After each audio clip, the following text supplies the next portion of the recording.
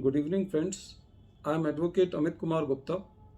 अपने income tax के cases की सीरीज़ में आज जो मैं केस आप लोगों के सामने डिस्कस करने जा रहा हूँ उस केस का नाम है Gauli Mahadevappa versus income tax officer and another. ये केस कर्नाटका हाई कोर्ट ने डिसाइड किया। केस 356 ITR पेज नंबर 90 पे रिपोर्ट हुआ और जजमेंट 6 जनवरी 2012 को आया। फ्रेंड्स, ये केस सेक्शन 50C पर है, जहाँ पर सेल कंसिडरेशन जो है वो स्टैम्प ड्यूटी वैल्यूएशन को मानने का प्रावधान है। इस केस के अंदर असेसी ने अपनी एक प्रॉपर्टी सेल करी, जिस प्रॉपर्टी की जो कॉस्ट थी वो 2 लाख रुपए के करीब थी और असेसी ने वो प्रॉपर्टी 20 लाख रुपए की बेची। प्रॉपर्टी की स्टैम्प ड्यूटी वैल्यूएशन 36 लाख की थी। 36 लाख में से 2 लाख माइनस करके 34 लाख का कैपिटल गेन आया। 34 लाख में से असेसी ने 24 लाख को इन्वेस्ट किया था और ये दलील दी थी कि जो 20 लाख है वो तो जो प्रॉपर्टी की सेल कंसिडरेशन है उससे मिला है और 4 लाख रुपए असेसी को इनकम फ्रॉम अदर सोर्सेज से इनकम थी, वो पैसा भी असेसी ने नई प्रॉपर्टी को खरीदने के लिए इन्वेस्ट किया। जब एओ इस केस की असेसमेंट कर रहा था तो एओ ने 34 लाख में से खाली 20 लाख रुपए को माइनस किया कैपिटल गेन को निकालने के लिए। एओ साहब का ये मानना था कि खाली वही अमाउंट इन्वेस्ट किया जा सकता है जो अमाउंट प्रॉपर्टी को बेच करके मिला है। इस केस के अंदर जो लिटिगेशन का पॉइंट था वो ये था कि असेसिंग ऑफिसर ये कह रहा था कि खाली 20 लाख रुपए को इन्वेस्ट किया जा सकता है सेक्शन 54 के अंदर एग्जम्पशन लेने के लिए, और असेसी जो है वो ये कह रहा था कि 24 लाख को इन्वेस्ट किया जा सकता है। CIT अपील ने और ITAT ने एओ के जजमेंट को अपील रखा। जब ये मैटर कर्नाटका हाई कोर्ट में गया तो असेसी ने वहाँ पे जो स्टैम्प ड्यूटी वैल्यूएशन था उसको भी चैलेंज किया।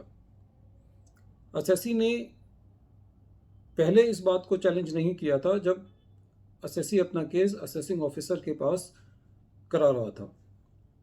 तो इस केस में सबसे पहले तो कोर्ट ने ये अपना निर्णय दिया कि यदि असेसी ने असेसिंग ऑफिसर के पास स्टैम्प ड्यूटी वैल्यूएशन को चैलेंज नहीं किया है तो अब असेसी के पास इस फॉरम पे स्टैम्प ड्यूटी वैल्यूएशन को चैलेंज करने का अधिकार नहीं है, क्योंकि कोर्ट के पास कोई ऐसी पावर्स नहीं है कि अब कोर्ट जो है वो वैल्यूएशन को रेफ़र करे। ये पॉइंट असेसी को एओ के सामने उठाना चाहिए था ताकि एओ उसी वक्त वैल्यूएशन ऑफिसर को रेफ़र करता और इस मैटर पे असेसी की सुनवाई होती।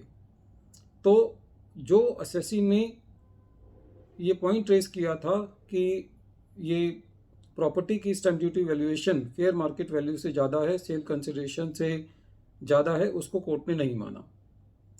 बात दूसरे पॉइंट पर आई जहाँ पे असेसी ने 24 लाख रुपए इन्वेस्ट किए थे और ये कहा था कि जो 4 लाख रुपए वो इनकम फ्रॉम अदर सोर्सेज से और 20 लाख रुपए जो है वो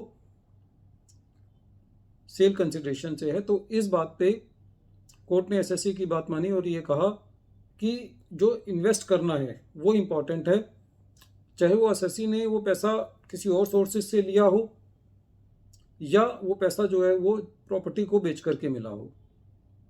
तो इस पॉइंट पर कोर्ट ने एसएससी को रिलीफ दिया। एसएससी ने अपनी ये दलील दी थी कि क्योंकि एसएससी जो है वो एक फ्रीडम फाइटर था, एसएससी ने ये प्रॉपर्टी डिस्ट्रेस में बेची थी, तो एसएससी ये कह रहा था कि मेरे ऊपर सेक्शन 234A और 234B का इंटरेस्ट नहीं लगना चाहिए। और एसएससी ने यह भी कहा कि ये जो प्रोविज़न है, एसएससी को इस प्रोविज़न की जानकारी नहीं थी क्योंकि एसएससी का जो मेन काम है वो फ्रीडम फाइटर था वो, और उसका इनकम टैक्स के कॉम्प्लेक्स प्रोविज़न से कोई ज़्यादा वास्ता नहीं होता। लेकिन कोर्ट ने ये बात नहीं मानी। कोर्ट ने कहा कि ये सारी दलीलें पेनल्टी के लिए तो काम आती हैं, लेकिन ये इंटरेस्ट के लिए काम नहीं आएगी।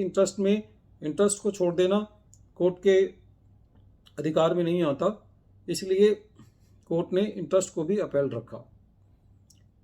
फ्रेंड्स, इस केस में को जो डिस्कस करने का मेन जो लॉजिक है वो ये है कि असेसी को अपने अधिकारों का पता होना चाहिए, और यदि उसने कोई भी पॉइंट रेस करना है तो हम जैसे जैसे ऊपर जाते हैं लिटिगेशन में, हमें अपनी बात की रियायत तभी मिलती है यदि हमने वो पॉइंट नीचे रेस किया होता है। यदि हमने उन पॉइंट्स को नीचे रेस नहीं किया तो हमको बाद में दिक्कत आती है। कोई बिल्कुल ही प्योर लॉ का पॉइंट है तो बात अलग होती है।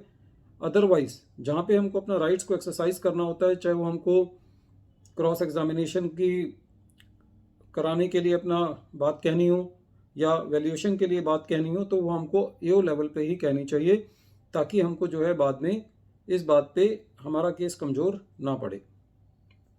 Friends, once again I am repeating the name of the case. The name of the case is Gauli Mahadevappa versus Income Tax Officer, and the case has been reported at page number 356 ITR,